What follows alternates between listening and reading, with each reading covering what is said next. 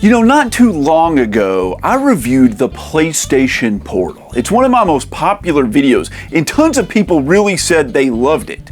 Some people even went so far as to say that it was like the best review of anything they had ever seen. I covered everything I could think of, but in the end, it basically boiled down to this. So when I paid $200 for this, I wasn't buying a device.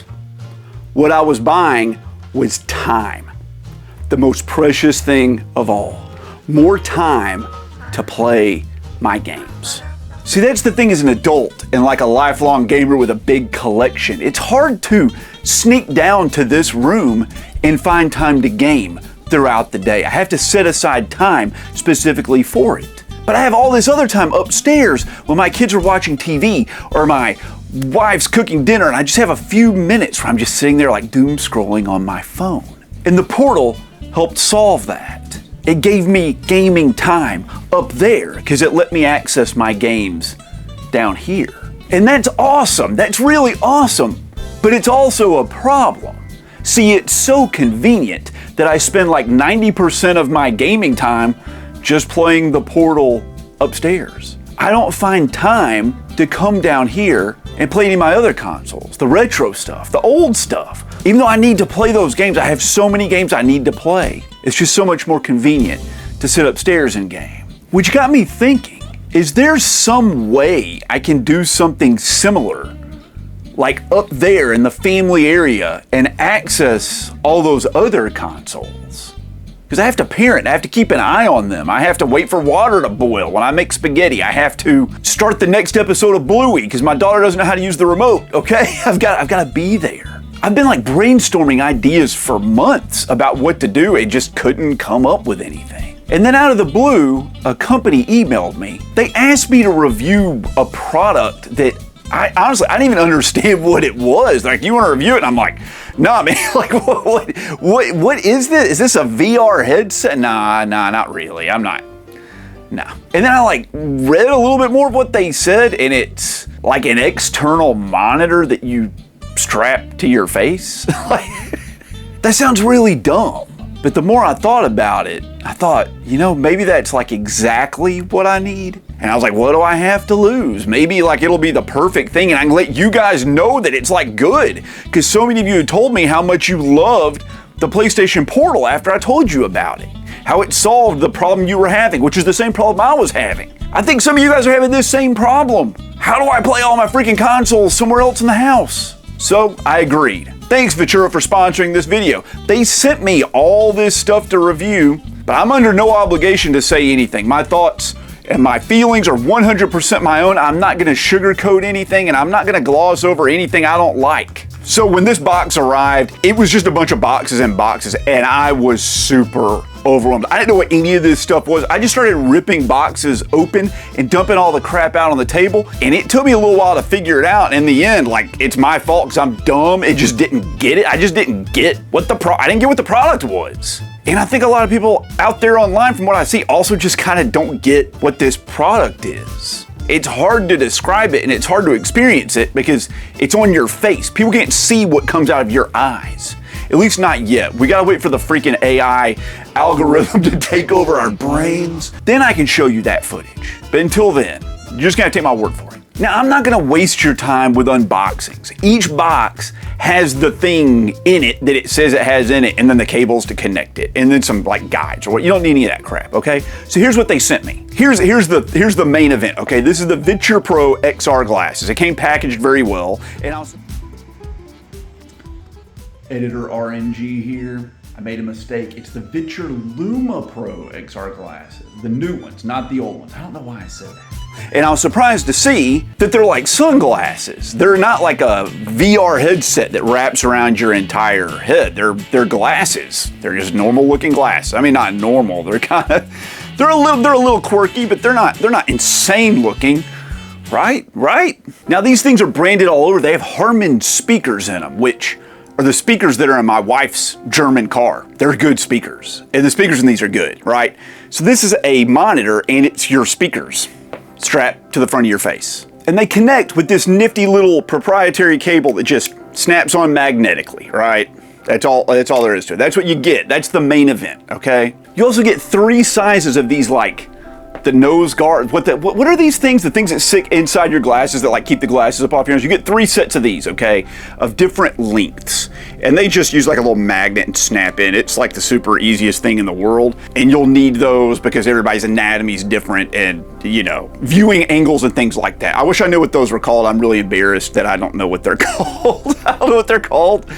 And of course, you can like adjust them on the top, right, to like change the focus and all that. It's got all the stuff you want, okay? But how do they freaking work? It really is like a freaking external monitor. These things connect with a USB-C connector. So any device you have that has USB-C video out, you just plug these into that and it just works. Cell phone, laptop, things like that, tablets. All you need is the glasses. You plug them in and it appears in front of your face, okay? But you do have to be plugged into something, all right? These aren't wireless. Now, I can't show you inside the headset what it looks like. It's got 2 little bitty screens in it that like shine down on some mirrors and like refract in your face. But I can describe you what it looks like. It looks like you're sitting in a freaking movie theater and you're like 3 or 4 rows back and the screen is freaking huge. Now, it doesn't say if it's 4K or 1080p, it just says HD. If you told me it was 4K, I would believe you. And it appears to be at 120 hertz. So the refresh rate is really high. Now the first thing I did, because it was what I had in my pocket, was I plugged it into my cell phone. And apparently my cell phone, when it's plugged into like an external monitor,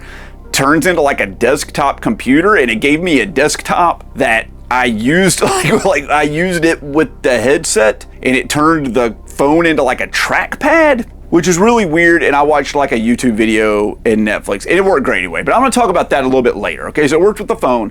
I plugged it into my laptop, and it like duplicated the display of what I saw on my laptop in front of my face. It looked fine. I could totally use it. I don't know that I would actually want to like use it in that way though. It felt very strange having my work like right in front of my face. Okay, I didn't like that feeling. Now, I understand there's some software you can put on your computer that you use with this, and you can create like a 3-monitor 3D virtual array of monitors in front of you, like 3 separate monitors that you can use on these glasses. I bet that's really awesome. I'm just not gonna do that. I'm just not gonna do that. I don't wanna do that. I don't wanna use this for work, okay? What I'm interested in is how is it for gaming? That's why you're here, right? This is a gaming channel. How does the freaking thing work for gaming? Before you can use it for gaming, you've gotta be able to connect it to a console, which means you gotta buy one of their adapters. Now they sent me 2 of them. The first is this little, what do they call it? The HDMI XR adapter.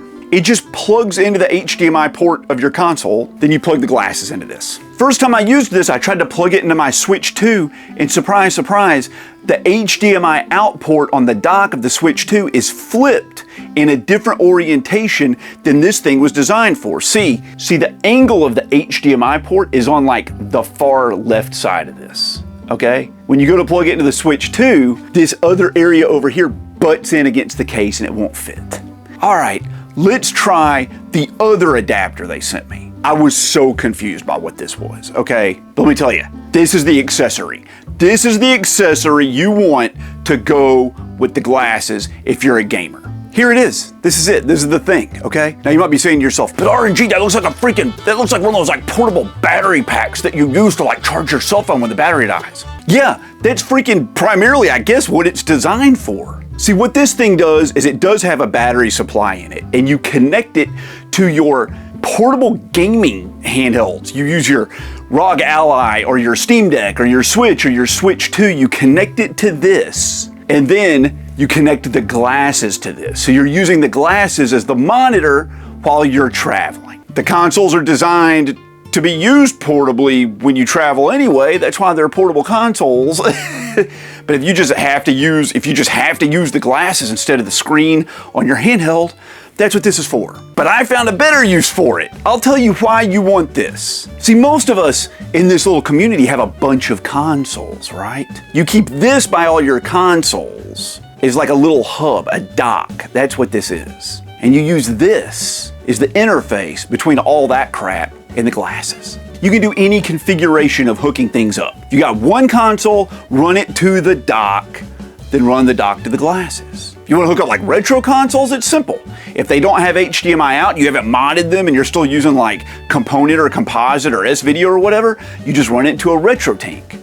The retro tank runs out into the dock for this unit. Then that unit runs to your glasses. You can do anything you want, guys. You're experts on hooking up all these freaking consoles. You know it could be like a nest of cables. Just treat this like a TV, okay? Instead of something plugging in to the back of the TV, it plugs into this little dock thing, and then the glasses plug into that, okay? Anything else you ever want to do, any configuration, you can make it as complicated as you want. So the first game I decided to try on this was Mario Kart World on the Switch 2. It just came out. Now I'm not gonna lie to you, I was not really digging Mario Kart World. All right, I played it a little bit with my daughter, she's been playing it. I just kind of decided that like maybe I'm just tired of Mario Kart. Maybe I've just played too much of it over my life. It just wasn't grabbing me. But it was close by, so I decided to try it out. And let me tell you what happened blew my freaking mind. The second I started going up a hill in Mario Kart World, one of those steep inclines where you're basically like 90 degrees vertical, it blew my freaking mind. I was so immersed into it, having it right in my face. I felt like I was there. I actually started like leaning back in my seat because I thought I was gonna fall. Like, I sat there and finished all the races in that game while my kids were watching TV and my wife was doing the dishes. In the midst of all that freaking chaos, it took a game I didn't really like and wasn't enjoying, and it made it better. So the next thing I did was I tried it on a retro console. I hooked up my PlayStation 2, and guess what? It looked pretty good. It didn't look amazing because you're playing like basically on what feels like a 4K TV that's really close up, but it looks as good as my PlayStation 2 does on my 4K TV. I didn't really feel too much input delay, at least not any more than I do on a modern TV. There's definitely like some lag reduction going on. Like when you put your TV in game mode, I think this is just kind of like set to just automatically do that, and that helps. It made it really great. It was definitely playable on PlayStation 2. So I went back to the NES, fired up a game, same sort of deal. Didn't feel much input delay. It felt like playing it on a modern TV. Now, I play most of my really retro games on like a CRT, so I'm used to that split second sort of response time, and it's not exactly perfect for that, but it's as good as playing on any modern display. As far as I can tell, I didn't really feel any delay, and there's no way for me to really check. I can't really like put a camera up in the headset and measure the response time. I wish I could. Maybe somebody out there can engineer that setup, but definitely playable. So it's good for gaming. It works for gaming. Does it work as well as the PlayStation Portal though? Not really. No matter what you do with this, there's still just wires everywhere. You've got to be in a specific spot, right, where you have access to the consoles. It's not just you grab your PlayStation Portal and you turn it on. This isn't like that. It takes some prep to get ready to play this thing. Now I know I could set up like a really clean system for all that and hide the wires and route the wires and do all that, but all that crap's in this game room. I need to play up there. I can't have two setups, one down here and one up there, which means I've got to like carry consoles I'm gonna play from down here up to the family living space and set it up. I could bring this down here and just use it as a replacement for my TV, but that defeats the whole purpose of it. If that's what you're gonna do with it and you just wanna like pretend like you're playing on a giant movie screen, more power to you. It's gonna work great, okay? 100%, it'll work great for that. But if you need it as like a portable gaming setup, so take a little bit of work. Let's talk about some of the other aspects of this that are probably on your mind. Like, is it comfortable to wear? Well, the first thing you'll notice that the little what are the arms, the legs, what are the parts on your glasses that like sit on your ears? They're super thick, okay? They're thick vertically and horizontally. A normal person would also say like height and width. One thing I noticed immediately is when I put them on, they push my ears out, right? They're like, you can see, they're pushing my ears outward. That's not super comfortable. I'm not gonna lie to you, that doesn't feel great. I don't like that. Now, I don't really know how they would get around that because the inside of these is where all like the circuit boards and electronics are. You can see them in there and they're jam-packed. Now, like I mentioned earlier, the fit depends on this nose guard thing that you snap on. And I have to say, even though they give you like 3 choices, none of them fit me perfectly. Either the unit's a little bit too far away and it like cuts off the edge of the screen, or it's a little so close that I like can't see the top or the bottom of the screen. Editor RNG back. I didn't learn about this until today. I used these things for a week and didn't learn about this, but these adjust. You can move these up and down.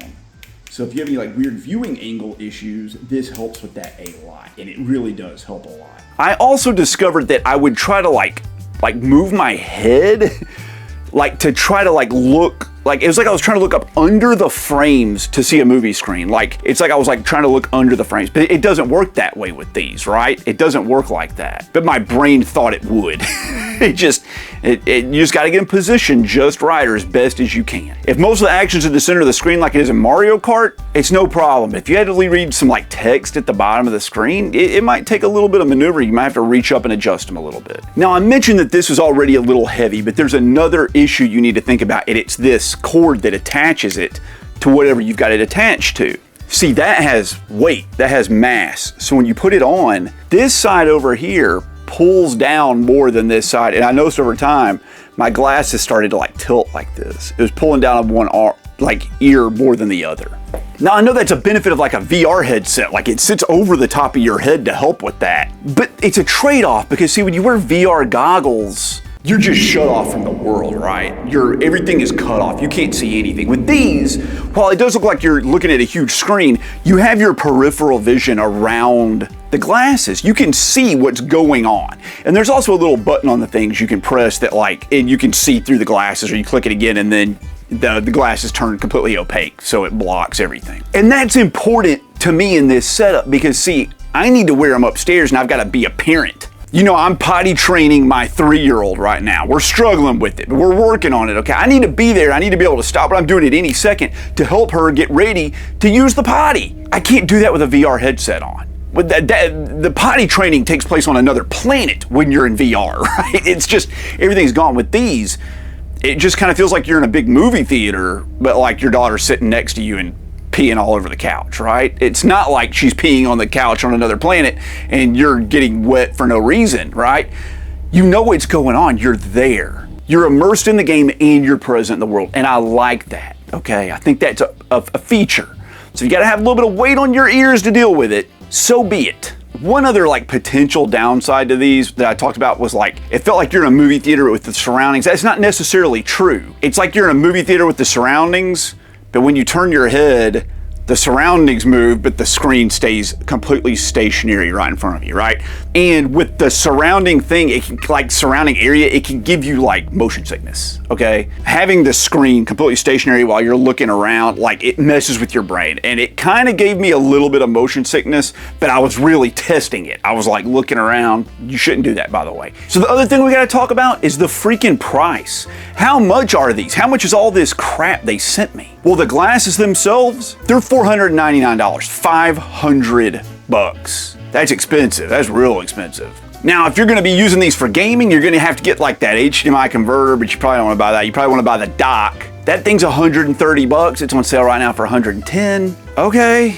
You're probably gonna need some like cables and other adapters and stuff. If you use like an iPhone instead of like an Android, you might need some adapters. They make like 50 products. But even that not on sale, you're like creeping up to like 700 bucks after tax. At that price, I don't know.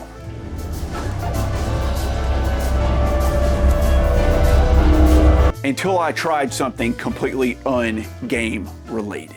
See, every night before I go to bed, I turn on my phone and I watch YouTube. I set my phone on the nightstand and I lay on my side and I watch YouTube videos until I fall asleep. And my wife hates it. She doesn't like the audio from it. She doesn't like the sound. And after I fall asleep, she often has to get up and walk around and turn off my cell phone. Sorry, honey. So I just decided to plug these into my phone and open up YouTube and lay flat on my back in the bed. And let me tell you, it was like the best way to watch YouTube I have ever experienced in my life. It was wonderful. And I fell into a peaceful sleep. It was a magical experience. And I got up this morning and you know what my wife told me? She asked me if I was using headphones. She couldn't hear the audio from these glasses. It has speakers right next to your ears and the audio is great. She couldn't hear it. She thought I was using headphones. games. Now, I don't recommend going to sleep with these freaking things on because you could roll over and break them. Like, there's a whole host of reasons. You don't want to go to sleep looking at a screen, okay? But if you happen to go to sleep regularly looking at a screen, I don't know. This is great. Something else I do on a regular basis is sit outside and watch a movie while I like set up a fire in like my fire pit that I have in my yard. I just like being outside and feeling the cool air around me, or the hot air, and like watching a movie. I carry a whole freaking TV out there and set it up and run like a freaking extension cord so I can power it. I don't have to do that anymore. I can just put these glasses on and watch the movie from my phone or my laptop or just whatever. That feature really bumped these up for me, okay? That kind of sold me on them. But for gaming for $700, you still need your like gaming setup wherever they're at. If you're gonna game upstairs in the family space, you gotta take all that crap up there and set it up in a spot where it's like not in anybody's way, right? That's the whole point of this experiment, is to see if I can like game out of other people's way. On the plus side, you can play M-rated games on this thing and like nobody will know. Your kids aren't gonna see it, your wife's not gonna see it, the guests aren't gonna see it, the dog's not gonna stare at you disapprovingly anymore. Even with the Portal, you can't do that. Even with a handheld, you can't do that. People can still walk up and see the screen. Nobody can see the screen but you. They can't even really hear the sound.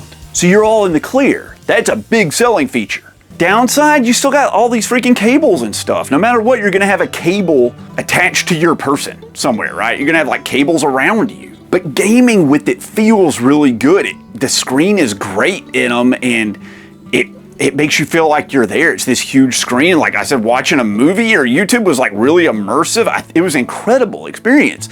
So it's kind of worth it for that, I have to say. It's not the perfect solution to the problem I'm having upstairs. But is it the best solution? It's like the only solution I can think of other than just like putting another TV up there, which my wife, she's not having that. Okay, that's not gonna fly. The use case for these is very specific. When I reviewed the Portal, I was like, this will work for these 3 groups. In this case, it's really only just for like 2 groups. One, you just want like a really immersive, big experience, like right in your face. This works great for that. The other option is you just need a private screen to do whatever you gotta do on it. But really, at the end of the day, it is a lot like the PlayStation Portal. What you're buying is gaming time. It takes a long time to sneak away and come down to the game room and get into the game. It's gonna save you some time just having that stuff right where you're at right now. And time is the most valuable thing we have on this earth. If you can get in a little bit more gaming, I mean, that's invaluable to me. The experience of using these glasses is like a 9 out of 10. It's a great experience.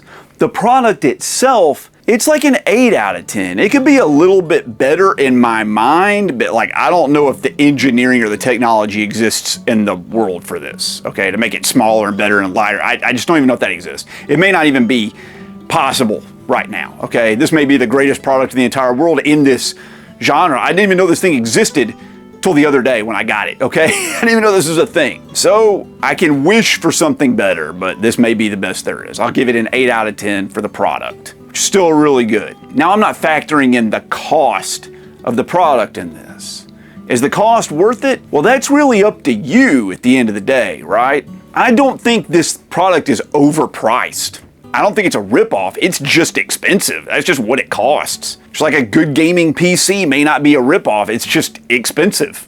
Like, it's just, you just gotta pay for like that experience. Would I pay $700 for this? Yeah, I would, after I've experienced it and tried it out. I think it's worth $700. But then again, you gotta remember, I'm a hardcore collector and I spend a lot of money on video game stuff. I've bought individual games that cost more than all this, and I'm okay with that. If you're more budget-minded than I am when it comes to like gaming stuff, this might be a little bit much for you. If you're in a similar situation to me, you gotta be around the family a lot, which doesn't afford you the opportunity to come down to your game room and play, this might be the only option. $700 seems like a bargain in that case. But if you just want like the immersion of feeling like you've got a big screen, you might just be better off like getting like a VR headset or something like that that does something similar. I'm sure they do. I don't know that they do, but I'm sure they do. You know, if you don't need to see what's going on around this and you want to be like locked in while you're watching the movie or playing the game, maybe that's the way to go. It was a lot of fun to try it out. I am going to keep using it.